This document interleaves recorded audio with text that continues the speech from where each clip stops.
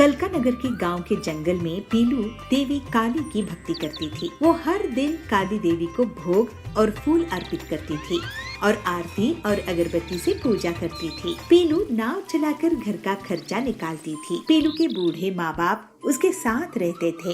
हे काली माँ, आप ही मेरी बेटी का ख्याल रखना, इसे अच्छा पति मिले, ये खुश रहे। इसकी तो नाव भी अब पुरानी हो गई है, मुझे बहुत चिंता रहती है इसकी। अगले दिन पीलू नदी में जाती है और तभी उसको जाबाज मिलता है। वो वहाँ का गुंडा था। पीलू, अब से तू यहाँ नाव नहीं चलाएगी, ये मेरा इलाका है। नदी किसी का इलाका नहीं होता जाबाज जी, मेरे घर में बूढ़े माँ बाप है, मुझे उनके लिए कमाना है। तू मुझसे अकड़ दिखाएगी तो तेरी खैर नहीं, कल से दिखना नहीं मुझे। पीलू ये बात जाकर काली देवी के सामने कह देती है और वो दूसरे दिन भी अपनी नाव लेकर काम पर जाती है। और पीलू पूरे दिन नाव से काम करके शाम में पैसे लेकर घर जाती है। दूर से जाबाज उसको देख लेता है। ये पिद्दी चिड़िया पीलू, इसकी बहुत हिम्मत है मेरे सामने अकड़ दिखाने की, इसको तो मैं अच्छे से मजा चखाऊंगा। पीलू को रास्ते में जाबाज के गुंडे घेर लेते हैं और उससे पैसे छीन लेते हैं। हे माँ काली, ये क्या हो गया मेरे मेहनत की कमाई, ये तो गुंडे छीन कर ले गए। मेरे बूढ़े माँ बाप के लिए खाना और दवाई कहाँ से लाऊंगी। पीलू रोते रोते देवी के सामने सारी बात रखती है। अगले दिन पीलू फिर से काम में जाती है। जब वो लौट रही थी तब जाबाज उसको फिर से घेर लेता है। तुझे तेरी माँ पिताजी के साथ जंगल से बाहर भेज दूंगा पीलू, अब पूरे पैसे निकाल। नहीं, मैं तुझ जैसे गुंडों से डरने वाली नहीं हूँ, मेरी माँ काली मेरी रक्षा करेगी। लेकिन जाबाज नहीं रुकता और उससे पैसे छीन लेता है और उसकी पुरानी नाव भी तोड़ देता है। पीलू रोने लगती है और रोते रोते काली के मंदिर जाती है। माँ काली, मुझसे जो भी भूल हुई है उसके लिए मैं माफी मांगती हूँ, लेकिन इसकी सजा मेरे माता पिता को नहीं दीजिए। काली माँ प्रकट होती है। बेटी, तूने कुछ भी गलत नहीं किया है, मैं तेरे साथ हुए अन्याय को जानती हूँ। अब तेरा कल्याण करने के लिए समय आ गया है। मैं तुझे एक ऐसी नाव भेंट दूंगी जो कभी किसी ने नहीं देखा होगा। काली देवी पीलू के लिए एक पेडल वाली नाव प्रकट कर देती है। अब तू निडर हो, मैं तेरी रक्षा के लिए आऊंगी। माँ, तुम मुझे आशीर्वाद दो कि मैं तुम्हारी भक्ति से कभी नहीं भटकूं। मेरा आशीर्वाद है बेटी। और फिर वहाँ से देवी अंतर्ध्यान हो जाती है और पीलू घर आकर सारी बात अपने माता पिता से कहती है। उसके माता पिता सुनकर हैरान हो जाते हैं और खुश भी हो जाते हैं। वाह पीलू, ये पेडल वाली नाव कहाँ से लाई हो? ऐसी नाव तो पूरी दुनिया में सिर्फ तुम्हारे पास ही होगी। ये देवी माँ काली का आशीर्वाद है हरिया काका। लेकिन बेटी, जाबाज तुझे इसका नुकसान न पहुँचा दे। जाबाज को काली माँ देख लेगी। वाह, ये नाव तो मुझे पसंद आ गई है, अब मैं ये नाव अपने कब्जे में कर लूंगा। जाबाज और उसके आदमी नाव की तरफ बढ़ते हैं। तभी वो लोग अचानक जमीन में पटकनी खाने लगते हैं, जैसे उन्हें कोई फाड़ कर पीट रहा हो। ये क्या हो रहा है? देवी काली वहाँ प्रकट होती है। मेरी भक्त को सताता है अधर्मी, मैं तुझे नहीं छोड़ूंगी। काली देवी उन्हें जंगल के बाहर फेंक देती है। जय माँ काली, जय जय माँ काली। और उसके माता पिता देवी के आशीर्वाद से सुखी हो जाते हैं। पीलू को अच्छे से लड़के से शादी हो जाती है। अब काली देवी की भक्ति करते हुए पीलू अपने परिवार के साथ खुशी खुशी रहने लगती है। हीरापुर गांव के जंगल में कड़क सेठ बहुत ही अमीर, लालची और धोखेबाज सेठ था। उसके बेहिसाब संपत्ति थी। पेट्रोल पंप, फिल्म थिएटर, गाड़ियों का कारोबार, सोने हीरे की दुकानें वगैरह थी। कड़क जल्द ही एक मॉल भी शुरू कर देता है। पीलू उसी गांव में एक छोटी सी किराना दुकान चलाती थी, लेकिन आजकल उसकी दुकान में भीड़ नहीं रहती थी। वो काफी परेशान रहने लगी। उसी समय टिल्लू आता है। पेला दे दे, एक कोल्ड ड्रिंक देना तो। ये लो कोल्ड ड्रिंक। टिल्लू भैया, आजकल ज्यादा लोग मेरी दुकान में आते नहीं हैं। क्या तुम बता सकते हो ऐसा क्यों है? हाँ, आजकल क्या है ना, सभी चीज ऑनलाइन ही मिल जाती है। माचिस से लेकर कार तक सब कुछ ऑनलाइन इंटरनेट में मिल जाता है। और देखो, एक डिलीवरी बॉय जा रहा है। अच्छा, तो ये लोग हैं जो सामान डिलीवर करते हैं ऑनलाइन कंपनियों के लिए। लेकिन इसमें हम छोटे दुकानदारों का क्या फायदा है? तुम ऐसा करो कि किसी मेन मार्केट जगह में अपनी दुकान लगा लो। बड़ी दुकानों में भीड़ रहेगी, कुछ लोग तुम्हारे यहाँ भी आ जाएंगे। इसके बाद पीलू घर आके अपने पति बंटी को सब कुछ बताती है। तो बंटी कहता है, कड़क सेठ का मॉल इस जंगल में बहुत चलता है, क्यों ना तुम उसी के बगल में दुकान खोल लो, पैसों का इंतजाम मैं कर दूंगा। लेकिन कड़क सेठ बहुत चालाक था। जैसे ही उसे पता चला कि पीलू उसके मॉल के बगल में दुकान खोलना चाहती है, तो वो उसे एक सौदा कर लेता है। देखो बंटी, पीलू, मेरे मॉल के सामने तुम्हारी दुकान की कोई औकात नहीं रहेगी। तुम एक दुकान मुझसे खरीद लो 5 लाख रुपए में, उसी में तुम्हारी भलाई है। अगर आप हमें 5 लाख में दुकान देंगे तो हम ले लेंगे कड़क सेठ। तो पीलू कहती है, ठीक है, हम ऐसा ही करते हैं। लेकिन बहुत दिन गुजर जाने के बाद भी उनकी दुकान उन्हें कड़क सेठ नहीं देता है। दोनों पति पत्नी उसके पास जाते हैं। कड़क सेठ, आप हमें हमारा पैसा वापस दे दीजिए, हमें आपसे दुकान नहीं खरीदनी है। ठीक है, ये लो 1 लाख रुपए। पीलू कहती है, लेकिन हमने आपको 5 लाख दिए थे ना।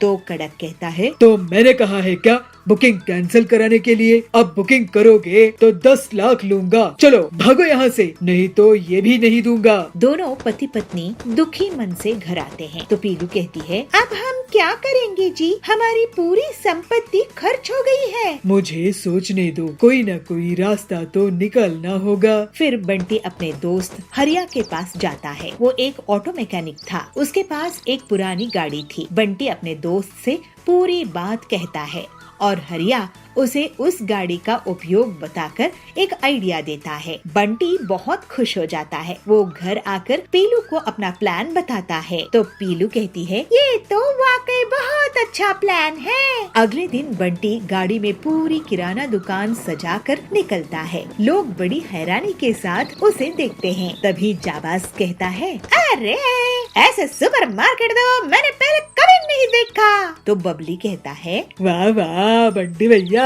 पीलू दीदी, आप लोगों ने तो कमाल ही कर दिया है। अब से मैं आपके इस गाड़ी सुपर बाजार से ही सामान खरीद दूंगा। तो बंटी कहता है, ये गाड़ी सुपर बाजार पूरे जंगल वालों के लिए सबसे सस्ती दुकान है। मॉल भूल आओ, वहाँ का महंगा सामान भूल जाओ। यहाँ गाड़ी सुपर बाजार से किफायती कीमत में सामान खरीदो। हमारी गाड़ी बाजार आपके पास एक फोन कॉल में खुद ही चल कर आएगी, आपको ऑनलाइन ऑर्डर करने की परेशानी से बचाएगी और मॉल जाने की तकलीफ से भी आपको छुट्टी मिलेगी। इस तरह से बंटी और पीलू अपना गाड़ी सुपर बाजार चलाने लगते हैं और जंगल के पक्षी उनको बुला बुलाकर उन्हीं के यहाँ सामान खरीदने लगते हैं। जल्द ही कड़क का महंगा मॉल बुरी तरह से नुकसान में चला जाता है और जो उसने बैंक लोन लिया था वो नहीं चुका पाता है। इस वजह से उसे जेल हो जाती है। फिर पीलू और बबलू हंसी खुशी अपना जीवन बिताने लगते हैं। सुंदरपुर नाम का एक राज्य था। उस राज्य में एक दिन एक मुसाफिर आता है जो साधु जैसे पहनावा पहना था। वह शहर के बाहर एक बरगद के पेड़ के नीचे ध्यान के लिए बैठ जाता है। कई दिनों तक वह साधु वहाँ पे बिना कुछ खाए पिए ध्यानस्थ होकर बैठा था। उस राज्य के लोगों को यह लगने लगा कि यह बाबा सच में कोई महान संत है, तो सारे उनके दर्शन के लिए आने लगे। जब यह खबर सुंदरपुर की राजा तक पहुँचती है तो वो खुद भी बाबा के दर्शन के लिए आ जाता है। जैसे जैसे समय बीतता गया तो राजा का वह संत पर विश्वास भी बढ़ने लगा। तो वह संत से राजा अपने छोटी बड़ी सारी समस्याएं, सारी बातें बांटने लगा और उनकी सलाह लेने लगा और उनके रहने के लिए एक अच्छा सा कुटीर भी बनाया और 2-3 सेवक को भी लगा दिया। राजा का कोई बेटा नहीं था, मगर राजा को एक बेटी थी और राजकुमारी बहुत सुंदर थी। राजकुमारी जैसी सुंदर आसपास की कोई राज्य में नहीं थी। सुंदरपुर की राजा ने अपनी बेटी की विवाह बहुत छोटी उम्र में ही बगल वाली राज्य की राजकुमार से निश्चय कर दिया था। महल के सारे लोगों को बात करते हुए सुनकर राजकुमारी भी वह संत से मिलने की इच्छा प्रकट करती है, मगर राजकुमारी को महल से बाहर जाने की इजाजत नहीं थी। मगर एक दिन राजकुमारी को मौका मिलता है और वो सबसे नजर बचाकर साधु को मिलने चली जाती है, मगर यह संत की भेष में ठगता वह कोई साधु नहीं था। जैसे ही वह राजकुमारी को देखता है तो वह मोह में पड़ जाता है और राजकुमारी से विवाह करने की आलोचना करता है। राजकुमारी केवल दिखने में सुंदर नहीं थी, बहुत होशियार भी थी। उसने वो साधु की आंखों में वो लालच देखी और उसे समझ में आ गया कि यह साधु कपटी है। जैसे ही मन में ये विचार आया, राजकुमारी वहाँ से भाग निकली, मगर साधु भी उसके पीछे पीछे उसको पकड़ने के लिए भागा, मगर वह पकड़ नहीं पाया। तो उसको बहुत गुस्सा आया। मुझसे बचकर कहाँ जाओगी? देखो तुम्हारा हश्र मैं क्या करता हूँ। अरे ये तो साधु नहीं है, ये तो कोई कपटी है, इससे तो बचकर मुझे महल पहुंचना ही है। राजकुमारी सोचती ही रही, मगर साधु ने अपने हाथ में जो त्रिशूल था उसको जोर से राजकुमारी की ओर फेंक देता है और राजकुमारी के पैर में वो लग जाता है। अरे मेरे पैर में ये लग गया, अब मैं कैसे भागूं? मगर राजकुमारी दर्द को सहन करने की शक्ति भी रखती थी, वह बहुत हिम्मतवर थी। तो उसने उस त्रिशूल को निकाल फेंका और जैसे तैसे करके महल पहुंच गई। अरे इसको तो किसी और को नजर नहीं आना चाहिए, इस घाव को मैं खुद मरहम पट्टी करूंगी। ऐसे कहते हुए अपनी घाव पे मरहम पट्टी करती है और घबराहट से राजकुमारी रोने लगती है। दूसरे दिन राजा साधु के पास पहुंचता है तो साधु सीधे मुंह बात भी नहीं करते। तो राजा दुखी होता है और पूछता है, क्या बात है गुरुजी? मुझसे कोई भूल हो गई? आप मुझसे बात क्यों नहीं कर रहे हैं? राजन, मैं जो कहूँगा वो शायद तुम्हें अच्छा नहीं लगेगा। कैसी बात कर रहे हैं गुरुजी? कहिए, क्या बात है? तो फिर सुनो राजन, इस राज्य में एक बुरी आत्मा है। अगर उसका अंत नहीं किया गया तो वो सबको खत्म कर देगी। यह सुनकर राजा के मन में घबराहट पैदा हुई और वह कहा, बुरी आत्मा कौन है वो? उसे कैसे पकड़ा जाए? यह आत्मा आपकी महल में एक सुंदर लड़की का रूप लेकर रह रही है। कल रात को ये आत्मा हमसे मिलने हमारे कुटीर पर आई थी, लेकिन जैसे ही हमने अपने त्रिशूल उसकी तरफ फेंका तो उसने अपनी असली रूप में आ गई। उसने एक भयानक रूप धारण कर लिया। अगर मैं साधु नहीं होता तो वो मुझे भी खत्म कर लेती। मगर गुरुजी, ये तो बताइए कि मैं उसे पहचानूंगा कैसे? ऐसे कहते हुए राजा अपनी चिंता प्रकट करता है। तब ये कपटी सन्यासी कहता है, उसे ढूंढो, उसके पैर पे त्रिशूल का घाव है। अपनी राज्य में डंका बजा दो, मिलते ही उसे कैद कर लो, फिर मैं बताऊंगा आगे क्या करना है। यह सुनकर चिंतित राजा अपनी महल की ओर दौड़ता है और महल के कर्मचारी को बुला के कहता है कि जिसकी पैर पे त्रिशूल की निशान है उस लड़की को ढूंढने के लिए। उसके महल के नौकर और सैनिक पूरे राज्य में ढूंढते हैं, मगर उनको ऐसी कोई लड़की नहीं मिलती है। मगर आखिर में यह पता चलता है कि राजकुमारी की पैर पे त्रिशूल का निशान है और यह बात सेवक आके राजा को सुनाते हैं। यह बात सुनते ही राजा परेशान होकर साधु के पास पहुंचता है और सारी बातें साधु को कहता है और यह निवेदन करता है कि शायद साधु से कोई भूल हुआ हो। साधु को तो ये अंदाजा था, वह पहले से ही सोच कर बैठा था और राजा से कहता है, राजन, तू जिसे राजकुमारी समझ रही हो वो असल में तुम्हारी बेटी नहीं है। तुम्हारी असली बेटी को पैदा होते समय एक जादूगरनी ने चुरा लिया था और उसे इस बुरी आत्मा से बदल दिया था। अब तुम पर है राजन, मेरी बात मानो या ना मानो। अगर नहीं मानोगे तो राज्य का विनाश निश्चित है। राजा को साधु पर अटूट विश्वास था, इसीलिए ज्यादा न सोचते हुए राजा ने साधु की बात मान ली और राजा अपनी बात को मान रहा है इसका भनक लगते ही साधु कहता है, एक बड़ी संदूक मेरी कुटिया में रख दो। और रात होते ही किसी को भनक ना लगते हुए राजकुमारी को मेरे पास ले आओ। राजा बिल्कुल वैसे ही करता है जैसे साधु ने कहा था और राजा और साधु दोनों मिलकर उस संदूक में राजकुमारी को डालकर उसको बंद कर देते हैं और रात को ही उस संदूक को नदी में बहा दिया। उसके बाद राजा महल चला गया और साधु अपने कुटीर। मगर साधु को अभी भी संतुष्टि नहीं मिली थी क्योंकि वह खुद राजकुमारी को सजा देना चाहता था। इसलिए कुटिया में पहुँचते ही अपने 2 शिष्यों को बुलाते हैं और कहते हैं कि उन्हें सपने में भगवान के दर्शन हुए और भगवान ने कहा है कि नदी में तैरते हुए संदूक एक उनको मिलेगी और उस संदूक में बहुत कीमती चीज है और इसलिए दोनों शिष्यों को कहता है कि वो तुरंत जाए और वो संदूक को ढूंढ के कुटीर में ले आए। गुरु की बात सुन के दोनों शिष्य नदी की ओर चल पड़ते हैं। अगले दिन पड़ोस की राज के राजकुमार नदी किनारे शिकार पर आए थे। अचानक राजकुमार की नजर नदी में तैरते हुए संदूक पर पड़ती है और वह सैनिकों को तुरंत वह संदूक बाहर निकालने की आदेश देते हैं। इतनी बड़ी संदूक को देख के राजकुमार को थोड़ा आश्चर्य तो हुआ, मगर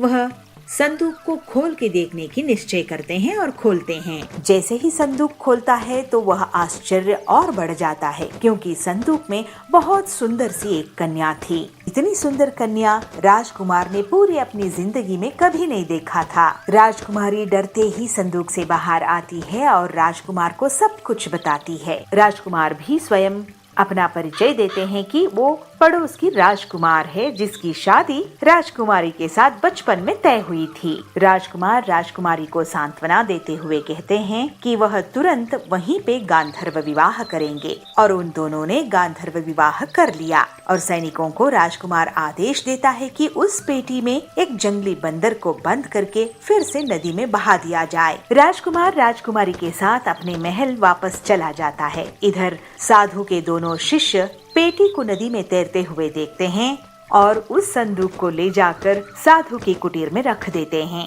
पेटी को देखकर साधु को बहुत संतोष होता है और वह दोनों शिष्यों को कहता है जब तक वो ना कहे तब तक कुटिया के अंदर ना आए और कुटिया के बाहर पहरे पे खड़े हो जाएं। फिर क्या था, साधु ने कुटिया की दरवाजा बंद किया और संदूक को खोला। पेटी से निकली हुई बंदर साधु के ऊपर कूदकर उसको बहुत सताती है। साधु चीखता रहा, चिल्लाता रहा, मगर कोई कुटिया की दरवाजा नहीं खोला। इस तरह साधु को अपनी किए की सजा मिल गई। हीरापुर में बबलू नाम का कबूतर रहता था। वो किसी भी कबाड़ के सामान से कोई भी मैकेनिकल मशीन बनाने का हुनर रखता था। बबलू टूटी फूटी नाव को ठीक करके उसमें लकड़ियां लगाकर काम के लायक नाव बना देता था। कचरा कांच की बोतल से बल्ब बना देता था। उसकी माँ पीलू उस पर बहुत गर्व करती थी, लेकिन चिंता भी करती थी क्योंकि वो कुछ कमाता नहीं था और पीलू को अकेले खेत में काम करना पड़ता था। पीलू अपनी बेटी से कहती है, बेटा बबलू, तू हमेशा कुछ ना कुछ बनाता ही रहता है, लेकिन तुझे उसके पैसे नहीं मिलते हैं। आखिर कब तेरी कमाई शुरू होगी? हमारा खेत भी तो देखना है। तो बबलू कहता है, माँ, मैं पैसे कमा लूंगा, आप चिंता मत करो, घर का खर्चा तो चल ही जाता है ना। मुझे और टाइम दो और खेत के लिए एक ट्रैक्टर खरीद लो। तो पीलू बोलती है, ट्रैक्टर कहाँ से ले लूं? पैसे कहाँ है? जितना पैसा आता है उतना तो तू कबाड़ के सामान से फालतू की चीजें बनाने में लगा देता है, फ्री में लोगों को दे देता है। मुझे तो लगता है मेरी मेहनत बेकार गई। मैं खेत में इतनी मेहनत करके घर चला रही हूँ और एक तू है कि लापरवाही करता रहता है। तो बबलू बोलता है, माँ, मुझे कुछ दिन और दो, तुझे जरूर एक दिन मुझ पर गर्व होगा। भगवान करे वो दिन जल्दी आए, मुझे तेरी शादी भी करवानी है। इस तरह से कुछ दिन और बीत जाते हैं। एक बार पीलू की तबीयत बहुत खराब हो जाती है। बबलू, ओ बबलू, कहाँ हो? हाँ माँ, क्यों आवाज दे रही हो? बताओ क्या काम है? बेटा, लगता है मैं अब नहीं बचूंगी। मेरी तबीयत बहुत खराब हो गई है। नहीं माँ, ऐसा मत बोलो, मैं अभी डॉक्टर को बुलाकर ले आता हूँ। इनकी तबीयत तेज धूप में काम करने से खराब हुई है। खेत में अगर ट्रैक्टर होता तो इन्हें इतनी तकलीफ नहीं होती। उम्र के हिसाब से ज्यादा मजदूरी करने के कारण ये बीमार भी है। इन्हें 5 महीने आराम करना होगा। तो पीलू कहती है, 5 महीने में तो हम सड़क पे आ जाएंगे, खाने के लिए पैसे नहीं रहेंगे। बबलू कहता है, नहीं माँ, मैं खेत में काम करूँगा और इस बुआई के मौसम में फसल उगाऊंगा। मुझे माफ कर दो माँ, मेरी लापरवाही के कारण तुम्हारी ये हालत हुई। अब मैं मेहनत करूँगा। फिर बबलू अपने घर के पीछे से बांस इकट्ठा करता है और जंगल के गाड़ी के कबाड़े से एक इंजन लेकर आता है। इसके बाद बबलू इंजन को दिन रात एक करके ठीक कर लेता है और 2 दिन में ही बांस का एक ट्रैक्टर तैयार कर लेता है। उसमें वो इंजन को फिट करता है। माँ, ये देखो हमारा ट्रैक्टर। वाह बेटा, तूने तो इतने कम खर्चे में ये ट्रैक्टर बना दिया। माँ, अब मैं इससे खेती करूँगा। फिर बबलू बांस के ट्रैक्टर से खेती करना शुरू कर देता है।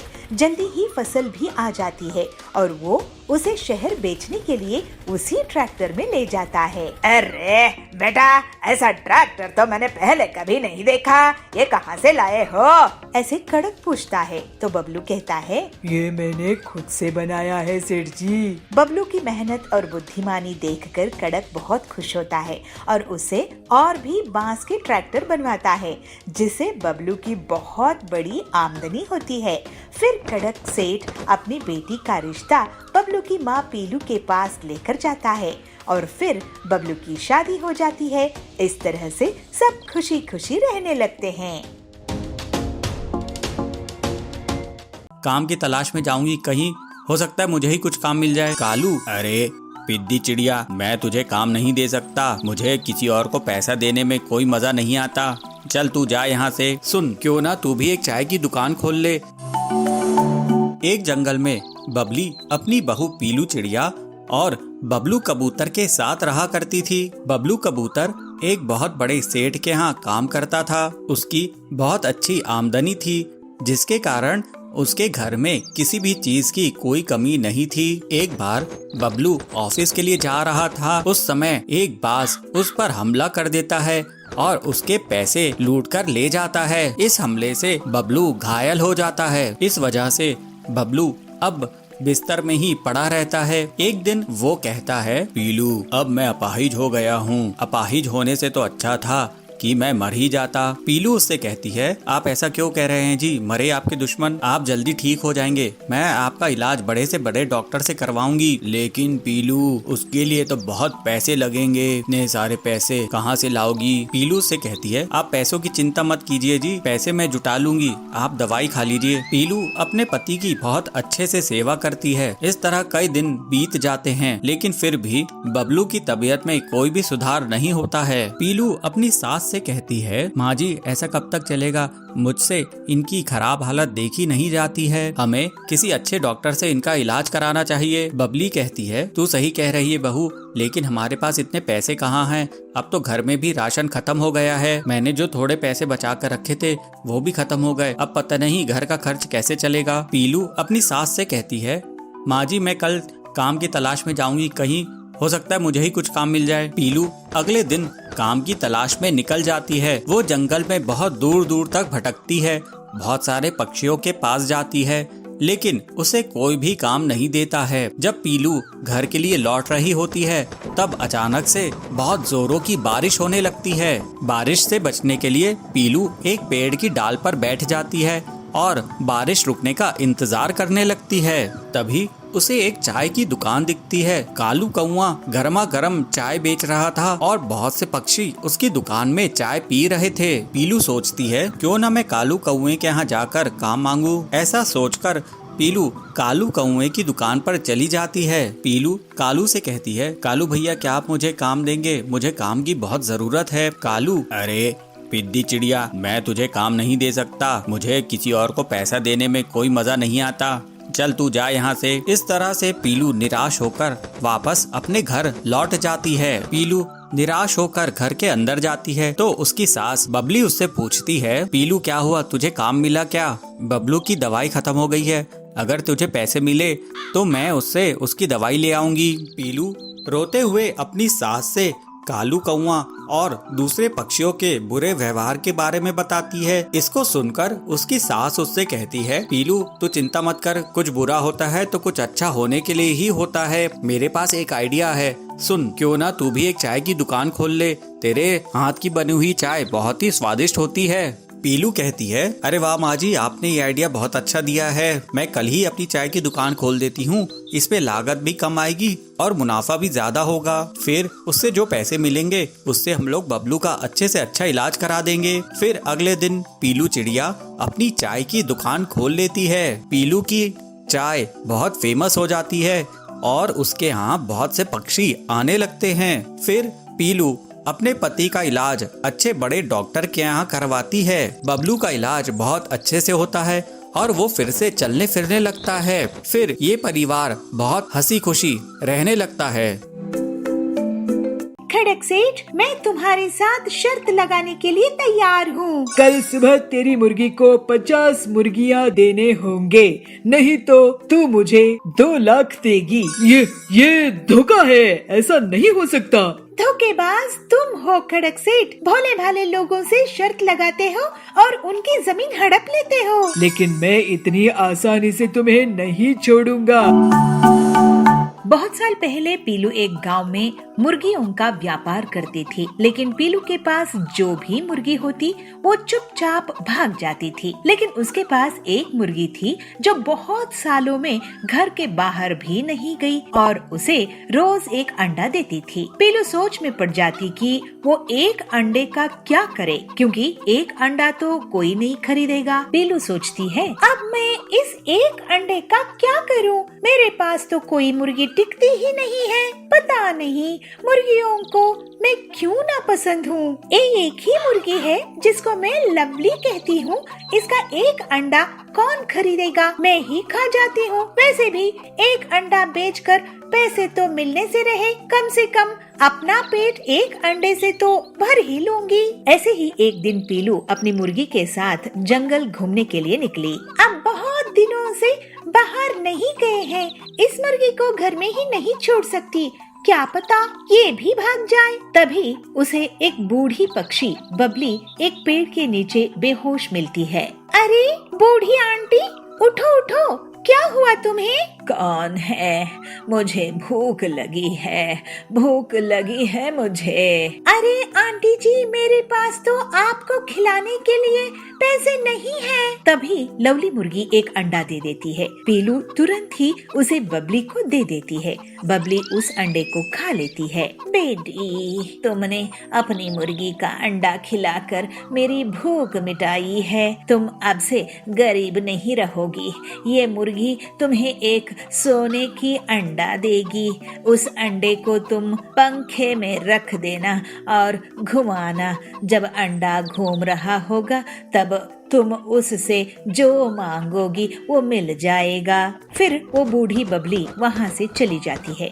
पीलू घर आती है और फिर अगले दिन लवली मुर्गी सोने का अंडा देती है। पीलू उस अंडे को पंखे में रख देती है। सोने के अंडे, मुझे ढेर सारे पैसे दो। अरे ये क्या, इससे तो कोई पैसा नहीं आया।